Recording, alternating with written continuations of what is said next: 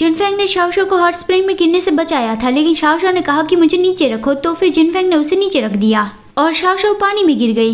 लेकिन उस दौरान ही वो जिनफेंग की कमर पे जो छोटा सा टॉवल था उसे भी साथ में लेती गई। उसने बहुत सारा पानी निकल लिया और फिर वो बाहर निकल के कहती है कि तुम ऐसे मुझे कैसे गिरा सकते हो। जिनफेंग कहता है तुमने तो मुझे छोड़ने को नहीं कहा था। शाओशाओ उस पर गुस्सा करती है, लेकिन उसे रियलाइज हुआ कि वो टॉवल उसके हाथ में आ गया है। और जिनफेंग भी कहता है कि तो तुम्हें मेरी बॉडी कैसी लगी, क्या तुम सेटिस्फाई हो या नहीं। वो शाओशाओ के करीब आ गया, उसका हाथ लेके अपनी बॉडी पे फिराने लगा और पूछता है कि यिनशेंग अभी यहाँ पे नहीं पहुँचा है, तो क्या तुम मेरे साथ वो ट्राई करना चाहती हो।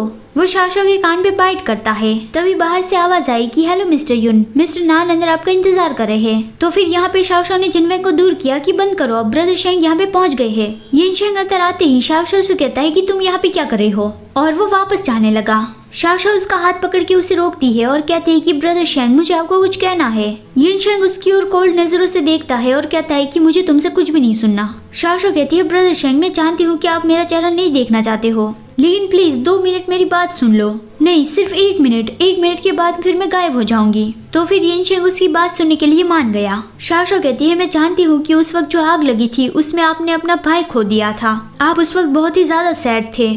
वो सोचती कि ब्रदर शेंग ने मुझे एक बार बताया था कि उसका छोटा भाई ही इस पूरी दुनिया में उसकी एक फैमिली है, उसे खोने से वो बहुत ही ज्यादा सैड हुए होंगे, तो फिर मुझे ये बात उसे अच्छे से एक्सप्लेन करनी होगी। ब्रदर शेंग शायद यही मान रहे होंगे कि मैंने उसके छोटे भाई को मारा है। और वो कहती है कि उस वक्त जो आग लगी थी उसे मेरा कोई भी लेना देना नहीं है, प्लीज मेरा यकीन करिए। लेकिन वहाँ पे शू आ गई और कहती है कि आई शाओशाओ, मैंने तुम्हें पहले वार्न नहीं किया था कि मेरे बॉयफ्रेंड से दूर रहना, तुम इतनी ज्यादा बेशर्म क्यों हो। शाओशाओ कहती है मैं बस ब्रदर शेंग को सच बता रही हूँ कि उस वक्त क्या हुआ था।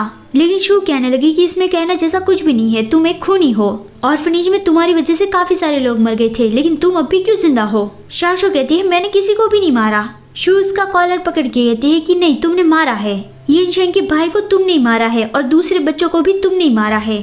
शाओशाओ उसे धक्का देती है कि नहीं मैंने नहीं किया। शू गिर गई तो यिनशेंग शाओशाओ का हाथ पकड़ के कहता है कि आई शाओशाओ ये तुम क्या करे हो। उसने बहुत ही टाइटली पकड़ा था तो शाओशाओ को दर्द होने लगा और वो कहती है कि वही मुझ पे गलत आरोप लगा रही है।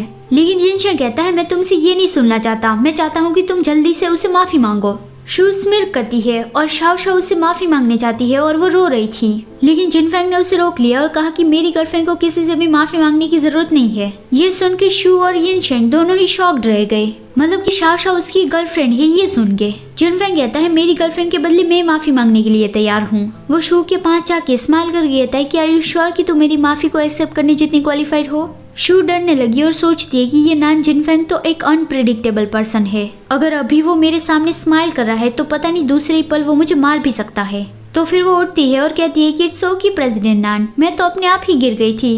जिनफेंग कहता है अच्छा ठीक है, अब तुम ठीक हो तो फिर मैं मेरी गर्लफ्रेंड को लेके जा रहा हूँ, और वो शाओशाओ को लेके चला गया। उसके जाने के बाद शू कहती है कि प्रेसिडेंट नान को शाओशाओ में क्या दिख गया, क्या वो दोनों अभी रिलेशनशिप में है। यहाँ पे दूसरी ओर जिनफेंग शाओशाओ का हाथ पकड़ के उसे ले जा रहा था, लेकिन शाओशाओ रो रही थी। वो अपने आंसू वाइप करती है और वो जिनफेंग का हाथ छोड़ देती है। जिनफेंग कहता है क्या शेंग तुम्हारे लिए इतना ज्यादा इम्पोर्टेंट है, वो तो तुम्हारी जरा से भी केयर नहीं करता, तो फिर उसके लिए तुम क्यों रो रही हो। शाओशाओ चिल्ला के कहती है नहीं मैं उसके लिए रो सकती हूँ, ब्रदर शेंग पहले ऐसे नहीं थे, जब मैं छोटी थी तब मैं काफी ज्यादा मुसीबतों में पड़ती रहती थी।